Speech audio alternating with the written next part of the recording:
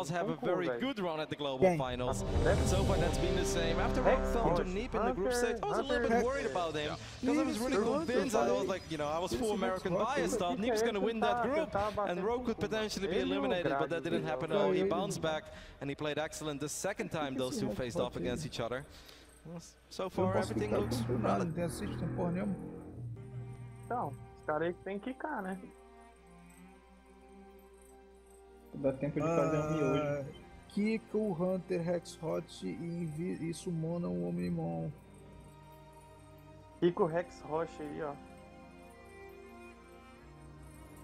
E agora sumona o cara. Mas tem espaço pra todo mundo, porra. Não. Como assim tem espaço pra todo mundo, cara? Tem 20 negros. Agora tem 20 negros, né? Sumando coisa. Ele ia puxar. Ele atacou.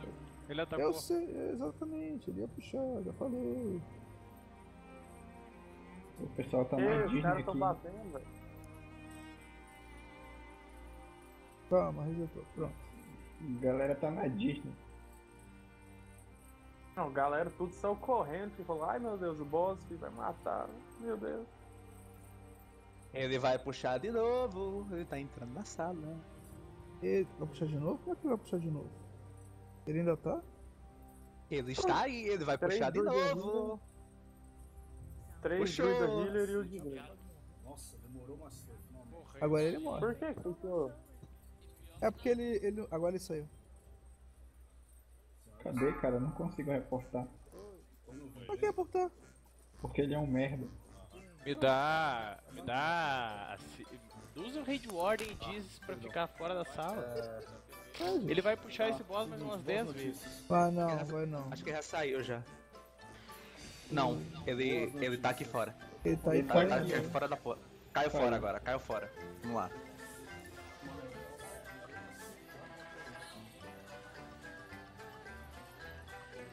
Ai, bora, caralho. Bora, pô. Quero ver quem é que transa nessa porra. Preciso só ter essa última confirmação pra ver Agora se foi. tá funcionando. O áudio já tá funcionando tudo normal. Pô, agora eu vou puxar. Cansei de ser Night Elf, moral, velho. Night Elf? É, eu usei a moeda de muitas caras aqui e virei Night Elf.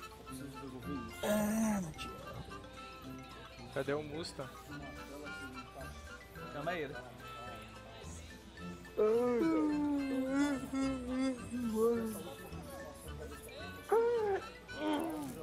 Aí, bora, dá DBM full aí, vai, bora. Bora. Um segundo, ele falou o quê? Tô esperando. DB.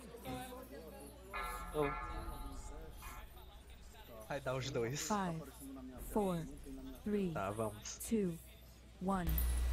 Rush. Lush. Ah, caralho. Cadê aqui? Eu morri, eu pego o pet errado. Musta, avisa quando. Bom, aparece aqui no TBM quando é pra dar taunt. Ô louco, meu, essa fera aí, meu. Pera aí, gente, pera aí. Eu vou fechar a stream, eu vou fechar aqui o meu... Só um segundo, ele falou o quê? SVK ainda está no meio. Estoques também, mais ou menos. Devagar pra porra.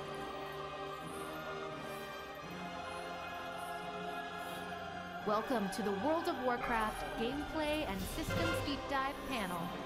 4, 3, Hey everybody, Pega bolo. welcome to the World of Warcraft Battle for Azeroth Pô, vou Systems ter que Deep parar de bater Dive. pra ir pegar os My name bolos is aqui, Matt velho. Goss. Eu sou I am humilde. one of the designers Vai. of the World of Warcraft Vai. team. Vai logo Today lá, on vai. stage, I'm joined by two of my fellow Cadê os designers, bolos? Achei. Jeremy Fiesel and Russ Pega pelo Peterson. menos um e se Na prepara direita pra tem meio um agora. We're going to run you Peguei through um. today. So Russ is going to run you through Meio. the heart of Cuidado com o laser. Azeroth Ai, meu Deus. and the Fudeu, effects pega that it bolo aqui, has ó. on Tem um bolo armor aqui that you're going atrás, to ó. find in Zandalar and Não, não dá pra Kultiris. pegar no meio do laser. Ou é muito Then I'll arriscado. take us to the front lines of Warfronts, where we'll get to slow, see né? how the big war is taking 4, place on 3, the homeland. 2, Then I'll talk a 1. little bit about some social features that we're adding that we haven't quite talked about at all yet. Vou lá pegar outro bolo, But velho. first, O cara helping não us pegou, navigate the velho. waters of Cadê o Island bolo? Expeditions, Tem que mexer ele daí, Jeremy não? Fiesel. 4, 3, Creio que sim, Ele que tá vai muito sair já cagado. já. 1. Ele vai sair já já. All right, Island Expeditions, or as we've just been calling them, Islands. This is a new piece of small group content in Battle for Azeroth. We weren't going to send you across the sea to find new allies without stopping every once in a while to do some good old-fashioned looting and plundering of uncharted lands. Tem dois But bolos before lá we atrás. start talking about Island Bora fazer essa Expedition, porra, morre não. or the Heart of Azeroth, Tem uns or robôs que even vão explodir. Eu vou dar we should soquinho. start by talking a little bit more about this substance Azerite. The assault from the Legion Tem outro que vai has explodir lá atrás, ó. grievously wounded our planet, and Vai lá, cracks are Dieguinho. occurring all across 4, her surface. Sério, Não vai dar sério, vai She's lá. hemorrhaging 1. Vai, with dá sim. lifeblood, Vai logo. Porra, não deu. and it looks like this sort of Vai gold dar blue sim. substance that you see Se não behind der, her. vai apanhar até... As it emerges, até querer it dar. crystallizes into these Pronto. thrumming spires filled with power Esse that aqui é reach meu. towards the sky. O robô vai explodir. Eita porra, tem um ad Aqui, aqui. aqui do lado. Incredible power, 3, inherent Matou with the blood of Matou Azeroth, which we're calling Azerite. But for the Alliance and the Mata a Horde, porra do ar. this is a little bit like being the first group to discover plutonium. Ah, velho. Me While heala, incredibly me heala, powerful, me heala, me we're not heala, entirely me sure heala, me what all heala. it can do. And some of those mysteries you'll be exploring in Battle for Azeroth. 4, 3, But what both sides 2, do know 1. is that it has the power to be incredibly destructive. Não dá pra fazer não. And whichever faction has Na the most verdade, bliss tá in mais their coffers querendo when ver war fronts seguindo break que out matar essa porra. is definitely going to have the upper hand. Véi, fica Now, the gnomes falando and the disso goblins aren't aqui just no going to meio let não, this véi. awesome new source of power show up without immediately developing some technology that will allow us to pinpoint where these hemorrhages are locating or showing up por que que all tá across o- Azeroth. So they're going to give you essa- some nem que maps assistir de showing novo aí, Zé. uncharted islands off in the Não, ele Great errado, Sea não? that are filled with Azerite. As Ah, Lux said, tá, lado certo. errado. we've Combinou just isso. made Lado friends errado. Estão indo with pra the eles two estão groups saindo, that have the cara. most powerful navies Saiu, in the não world, saiu só. the Koltirans and the Zandalari. So you're going to log in Demônio. and head down to the docks of your brand Nossa, new o hub top city DPS of saiu, velho. Borealis for the Alliance, and Zuldazar for the Horde, and Ah, there não tá you'll be ouvindo, não, Zé. conscripted by the Alliance to head off Não tá on an fazendo adventure. mecânica? You're going to take one of their fastest ships and try to gather as much of that Azerite as you can. Tirou outro link, isso que eu tô course. falando. Once you arrive on the island, you won't find Ah, that it's necessarily bota no WhatsApp undefended. que é mais fácil. Eu tô sem Giant pelo crab celular. that we see here is not a friendly crab. Procura um tanque aí. Mandei lá. The denizens of the island will fight hard for the Azerite that they've already Pelo celular. collected, because really every Tá na creature fila, velho, is mas tem que drawn to matar. this magical substance, even though they don't quite know why. Isso, So that was a little bit of the story behind your island expedition. Let's get down into some of the details. Island expeditions are 3-player scenarios, and they're role agnostic. This is something that we want to really play with this time around. If you want to bring in 3 tanks or 3 healers, we definitely want to support that. And we've learned a lot about individual Personagem que- class-based gameplay and rare spawn gameplay and world quest gameplay throughout the last couple of expansions. All of that knowledge we're applying here to give you an awesome experience no matter what group you come in with. They're intended to take about Os tanques 15 to estão 20 matando minutes, tudo, então vai and tanque being role mesmo. agnostic, you'll also have a relatively rapid queue. That means that Ah, just about any exclusiva time of the PVP essa day, you porra, can vocês hop viram? in, queue up, and knock one of these out and grab some Azerite. And last but not least, the major goal here, of course, is to obtain Azerite, to fill up the hull of your ship and leave victorious with Azerite for your faction, but also some for Entendi. yourself. Gaining Azerite comes in a wide variety of different sources. You can find it on Azerite nodes or seams.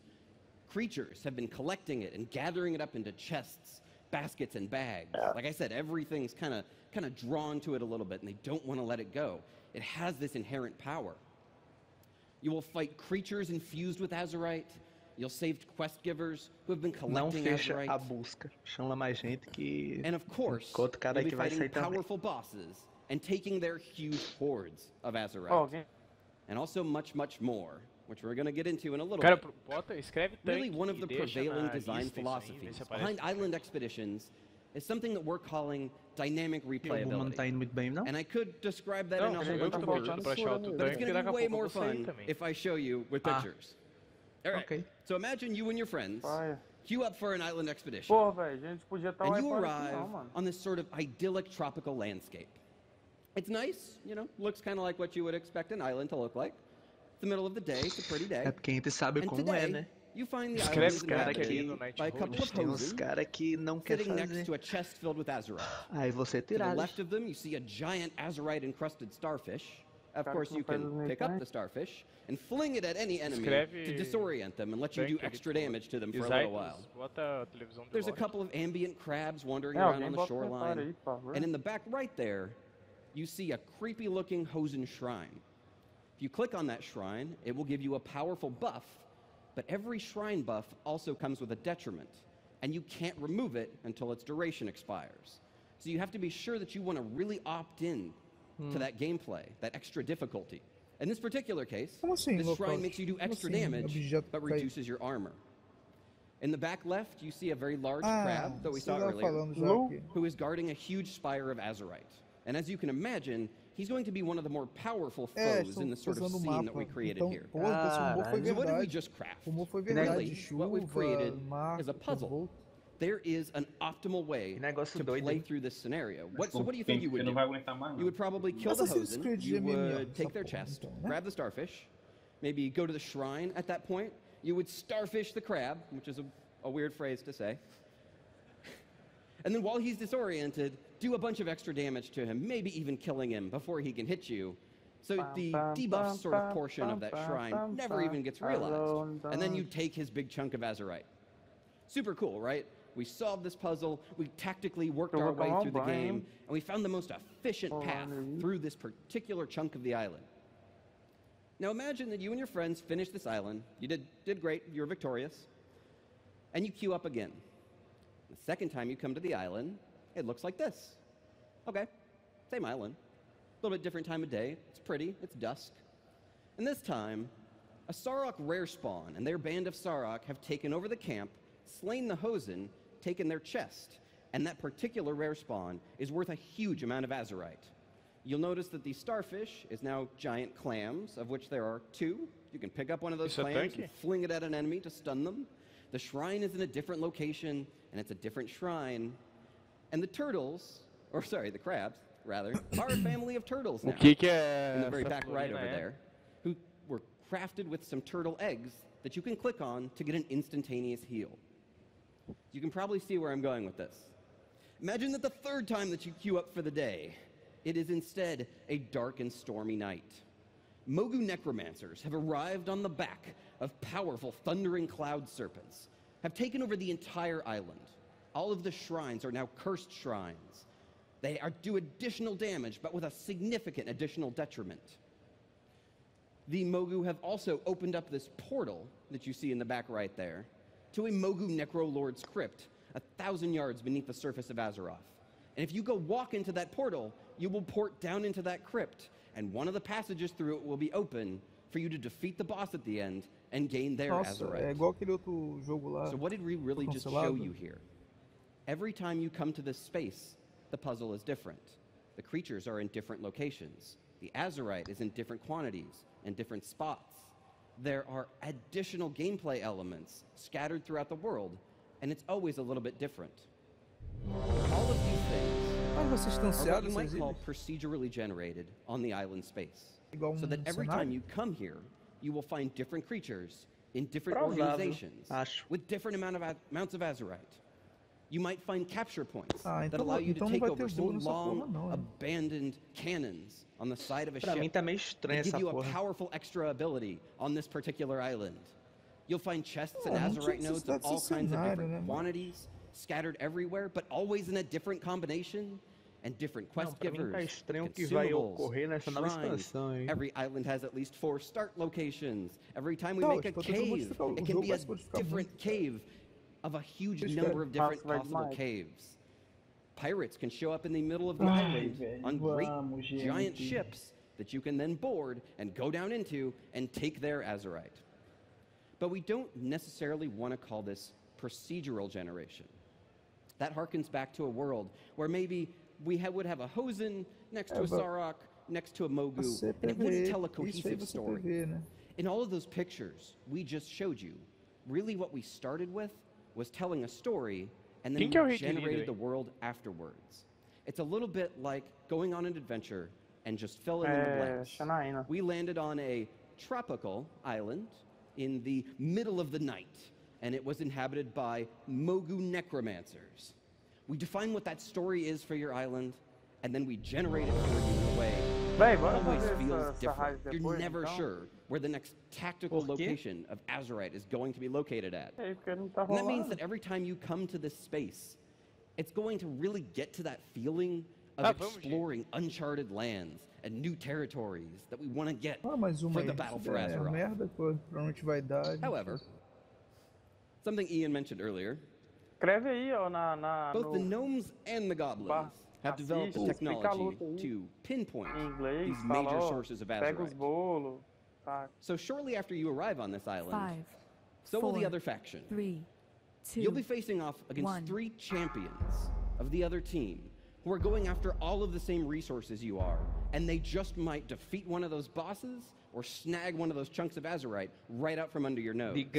This provides a real time pressure to make those tactical decisions and play that puzzle efficiently that we think adds the icing to the cake of this system. We also really want to play around with the concept of those faction champions. If you're the Alliance, you want to face off against a real group of hordes that feel like fun characters from that faction. You might be facing off against this group, the Spirits of Vengeance, a group of Darkspear loyalists who are out for vengeance for Vol'jin. They have a Shadow Hunter, a Witch Doctor, and a Berserker, exactly as you would expect from a group of powerful trolls. For the Horde, you might be facing off against the Wolf Pack, a group of Worgen, out for vengeance for Gen Greymane, who are really good at sniffing you out. I know, terrible. Porcaria. But you might be thinking to me, okay, I've been playing this game for like a decade at this point. If I fireball this big Magneron right here, I know exactly what he's going to do. He's going to run right up to me, and he's going to punch me in the face. And then if I run really far away from him, he might run back to his spawn point. So you, game designer, I'm going to beat you at your own game, and I'm going to drag all of these NPCs off into a corner while the rest of my allies go and take over the island. That's an interesting problem. And spawning up a world where different resources can show up just about anywhere presents a lot of interesting problems for World of Warcraft AI. So what are the problems that we want to solve here? Well, first, we want to face off against foes that really had tactical ability usage. You want foes that can get into a defensive formation. Pula nele quando quiser. Sap your healer and steal one of those Azurite nodes right out from under you. If you're approaching an enemy rogue that is already in combat with the boss, it'd be really cool if sometimes he blinded the boss and attacked you, sometimes he blinded you and attacked the boss, and sometimes he vanishes to reconvene with his allies and come back later. 3 bolos aqui atrás, 2 do lado deles. It would be awesome if all 3 of these had an intrinsic sense of the map objective. If they would understand where the powerful creatures were, the major risk-reward moments, where the big chunks of Azurite were. That provides extra tension that you want when the creature is also going after the really important things while you're going after it.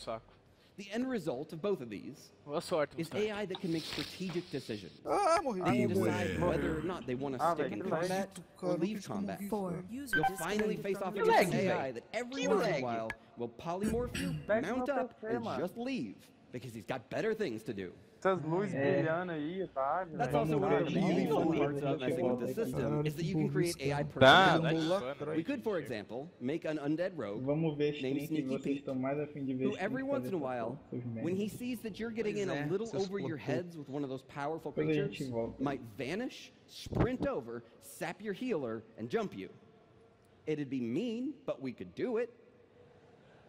And it would be unlike any creature that you've already seen in World of Warcraft. And why? Because ultimately, there's a huge amount of unpredictability there. We've programmed a creature that we are calling User disconnected from your channel. Advanced NPCs that can play their way through a procedurally generated space intelligently and can go into various different modes of combat that aren't just run up and punch you in the face. One of the other things that islands allow us to do is to take you to a wide variety of different locations. You saw a tropical island earlier. That was our first island. And this is the second one we're showing you. It's an abandoned Gilnean village. Well, almost abandoned. The walls of the city up on the hill have been closed tight for years. This is a two-part island where you'll be facing off against your foe in the lower portion and the abandoned lighthouse. And then halfway through the map, the gates to the abandoned city open up, and you get to see what happened to all of the denizens inside there. I won't spoil it for you, but it's generally spooky stuff. Going to the Thousand Islands of the Great Sea really gives us this awesome opportunity to take you to a wide variety of different visual locations. We've put together a quick video showing the first two of our islands.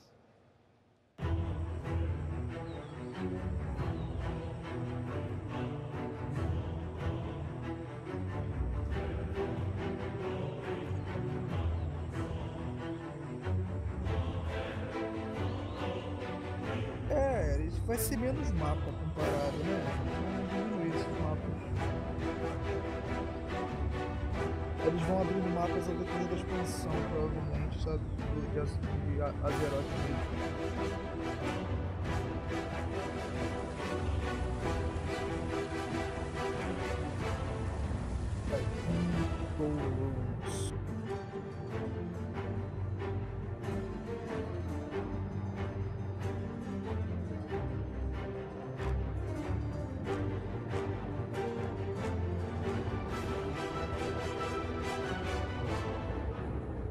Será que vai dar pra ir pro lado da Aliança?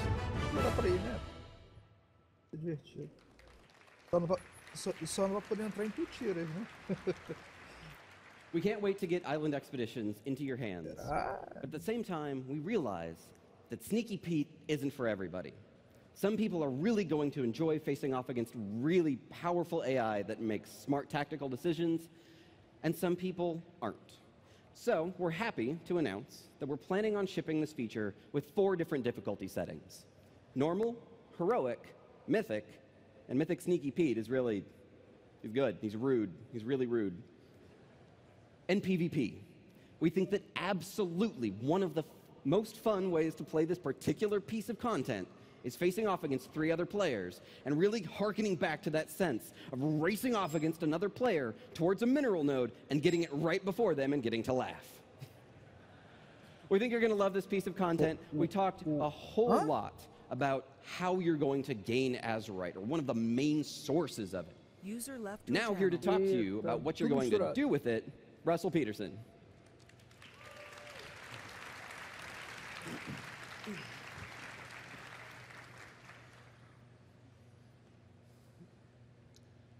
The war that seems to be brewing, the island expeditions are just the prelude to that. The planet will soon be consumed in all-out war.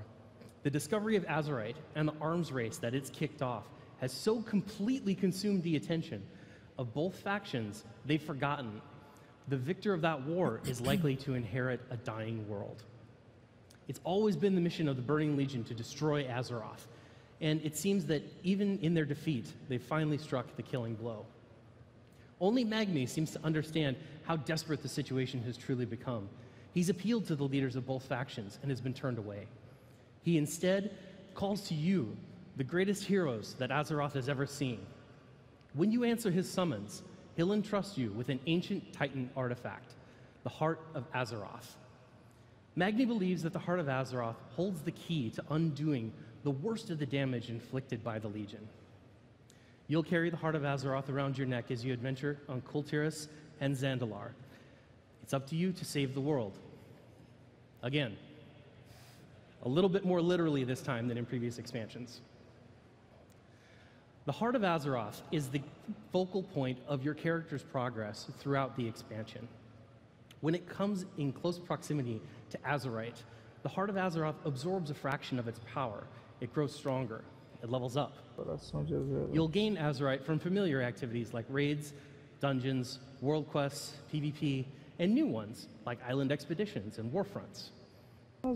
As the Heart of Azeroth gains in strength and levels up, it becomes stronger in its own right. it may gain unique new abilities.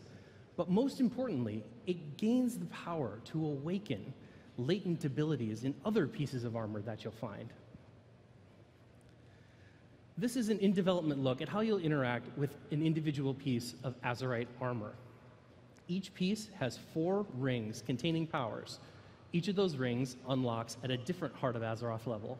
The outer rings are relatively accessible. You might loot an item and discover you can pick 1 or 2 powers immediately, but the innermost powers will require you to further empower the Heart of Azeroth. Once the Heart of Azeroth has awakened a ring, you simply choose a power, and it becomes active on your character for as long as you wear that item. Now, you've seen items with powers on them before, but Azerite armor powers are in multitudes. And it's up to you to decide how they affect your character. This is an important distinction from what's come before. You might find a power that makes you think twice about using a talent that you'd previously written off. You might find a power on a helm that you'd previously seen on a shoulder while you were leveling up. And you will certainly find combinations that reinforce your favorite way to play your character. Now, you're going to be able to do this every time you find a new item. The key to all of that and the freedom of experimentation is that the Heart of Azeroth is the source of that power. Whenever you loot a new item and you awaken Azerite powers on it, your Heart of Azeroth doesn't change. Anytime you loot Azerite, you make your character stronger. If you try a new item on, you have no progression setback whatsoever. You will always be moving forward. Now, I know you're thinking, oh, this sounds like a lot of randomness. That's not true. Each of these items has a unique handcrafted layout, and it's the same every single time you see the item. You'll be able to open the dungeon journal and determine which powers affect your character the way that you prefer and know exactly what you need to do to acquire those items. And you'll always want to acquire the strongest version of the item. The strength of an individual Azerite power is derived from the item level of the item that it belongs to, which is a very carefully worded way of saying the Mythic Dungeon version is better than the Heroic Dungeon version. You're always going to want to have the most powerful version of the item possible. This is a little confusing to think about in the abstract, so let's walk through an example together. This is Sardina. Sardina is an orc shaman. She enjoys long walks on the beach, Kungaloosh, transmog runs, and she raids with her guilds 2 nights a week.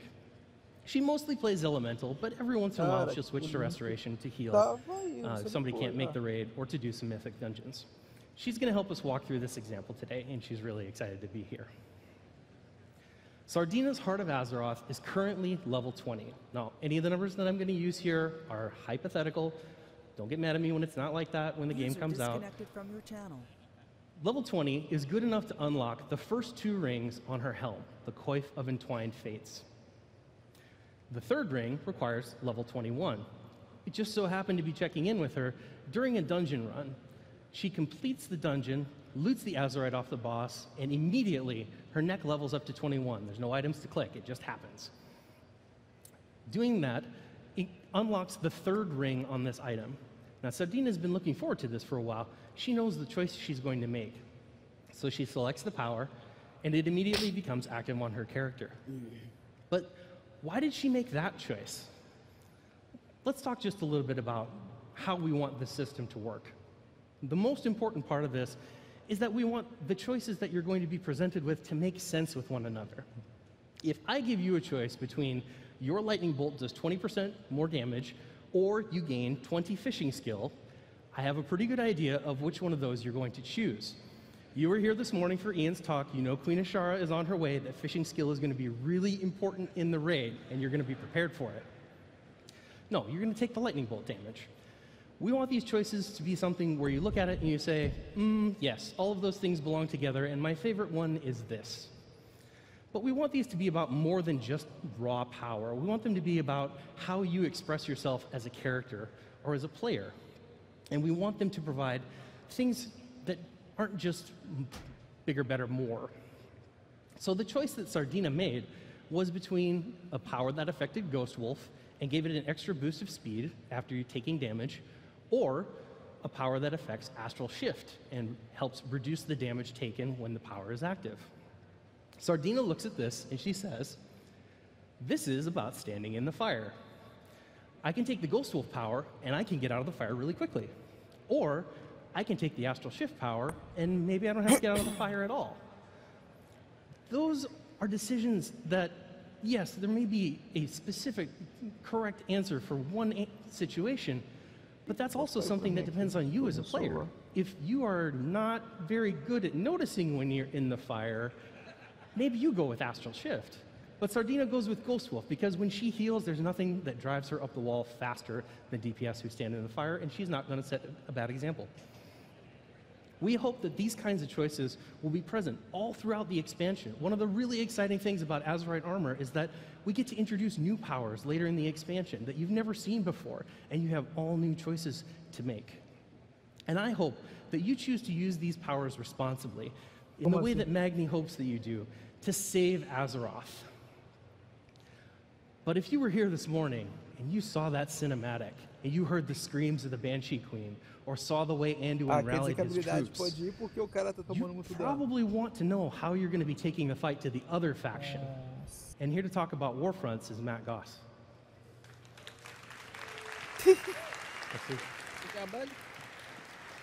All right, guys, let's go to war. So, you saw Islands. Islands are telling the story of the skirmish that's going on between the Horde and the Alliance, between our two continents. Warfronts are telling the story of war on the homeland. So these are 20-player cooperative experiences. So you and 19 of your closest faction friends will take it to the other team. It's Alliance versus Horde, it's Red versus Blue, it's Orc versus Human. This is your time to stand with your faction and take down the other side. So we're really looking back to our Warcraft RTS fantasy roots with this system. But again, it's on the ground. You're fighting on the ground with your troops, building buildings with your character using your powers. So this picture of the original box of Warcraft 2, I think really symbolizes... That's weird. Did you guys see that? Can we enhance this? Wait, Battle for Azeroth is on this box? And no one noticed? Tides of Vengeance in this? Okay, anyway.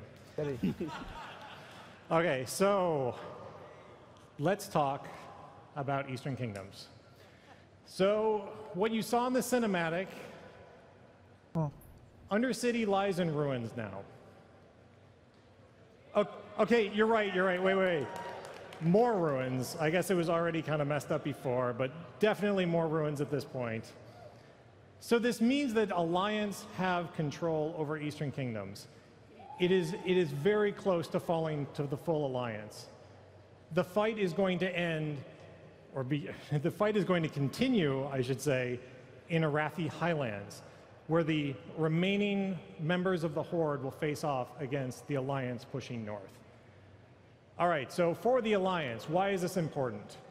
Well, the Undercity isn't defensible. The Horde is still up to the north, and they're still angry. Silvermoon City is up there. It's a zone boundary away. There's like a loading screen, but they can probably make it through. Probably make sure. And this is a place you can make a stand and cut off the north. Now, for the Horde, you got to make a stand here. You've already lost your most defensible position. This is your time to prevent the Alliance from building up. It's also a great place to launch attacks on Gilneas if we were to do such a thing. So the first warfront that we're going to have in Battle for Azeroth is Stromgarde, the fight for Stromgarde. Okay, that's the original version of Stromgarde. That's the new version of Stromgarde. So we're still working on the map, so it'll probably change as we get through it all, but it's very cool. So Alliance, you're going to try to reclaim the original seat of Stromgarde and use it to defend yourself against the Horde. So the first thing you're going to do when you get to a warfront is you're going to establish your base. So for Alliance, you're going to build a town hall. For Horde, you're going to build a great hall.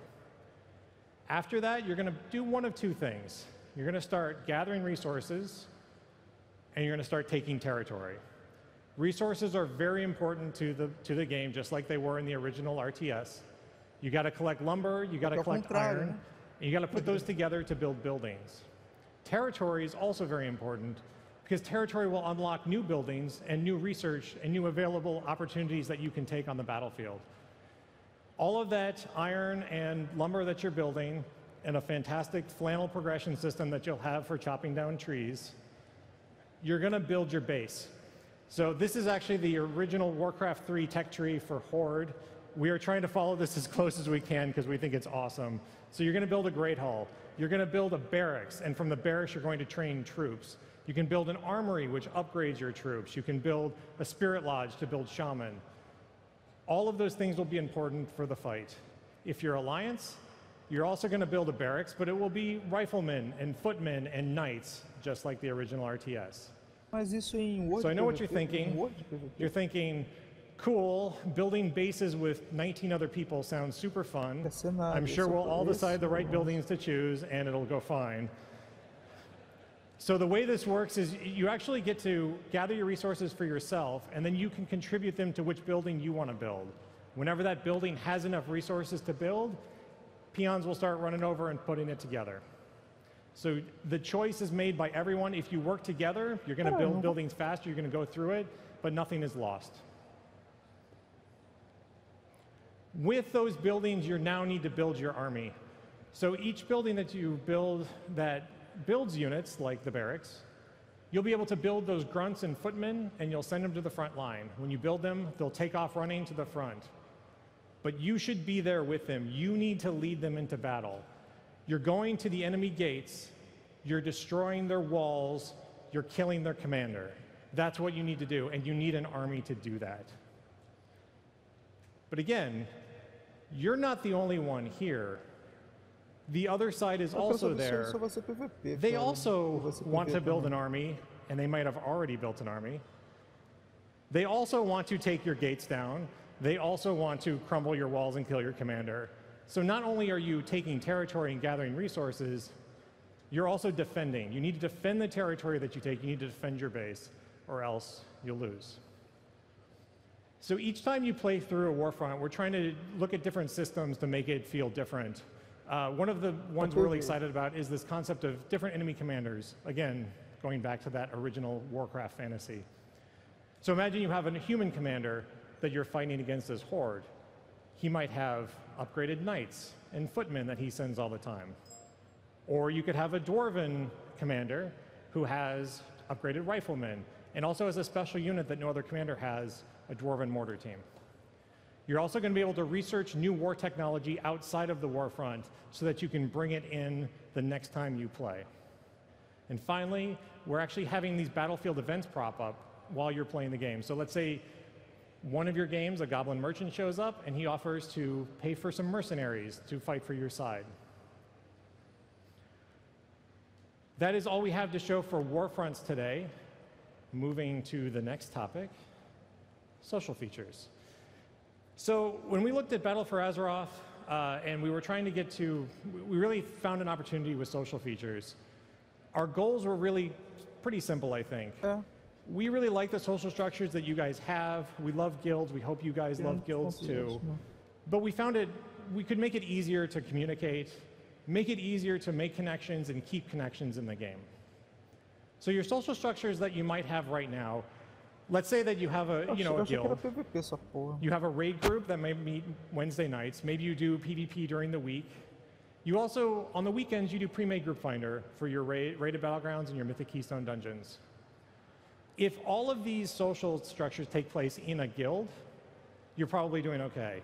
Otherwise, you're probably looking at other apps or other ways to manage those connections and keep in contact.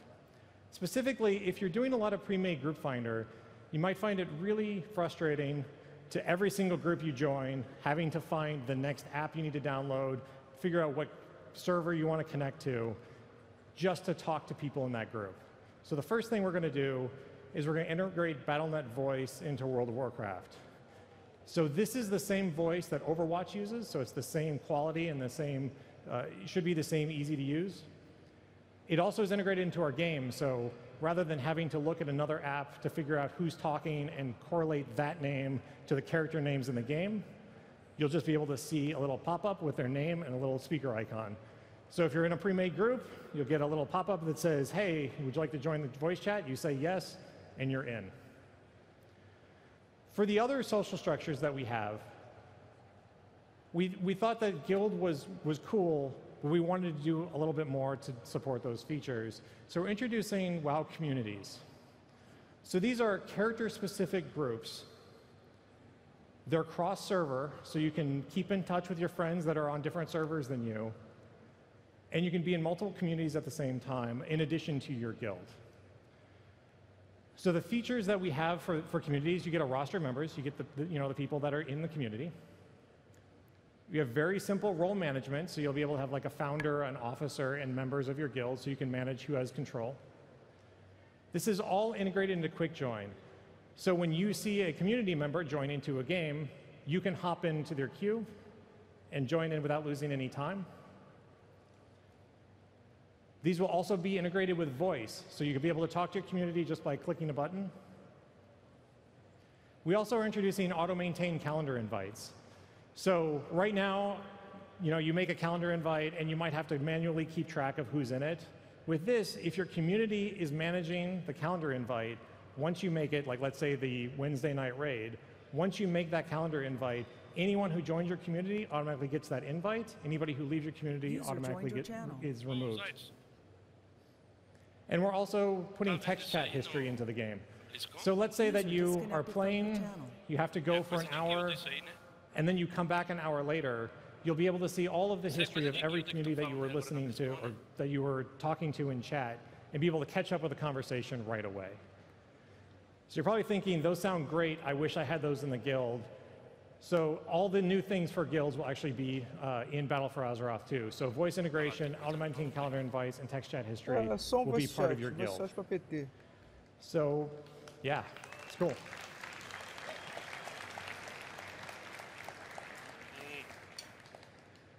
So this is a sneak peek at what the UI could look like. This is a mock-up that we're working on. So you can see at the top, that's your guild. So this is a redo of the guild panel.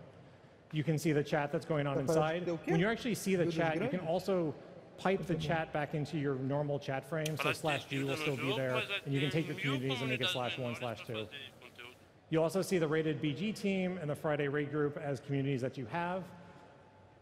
And that last box, which is a little bit different, is actually Blizzard Battle.net groups. So a couple weeks ago, Battle.net groups went live, so you can make friends with all of your BattleTag buddies. So now you'll be able to see those in the WoW client as well. All right. That is all we have today. Thank you guys so much. We're really, really excited to get this expansion in your hands. I know you guys want to play too. So tomorrow here we have Q&A at 4 o'clock. You can submit all of your questions at the Darkmoon Fair. Also, there's an art panel tomorrow at 12:45 on the Legendary stage. You should go check that out too. Thank you guys. Thank you so much. Have a great BlizzCon.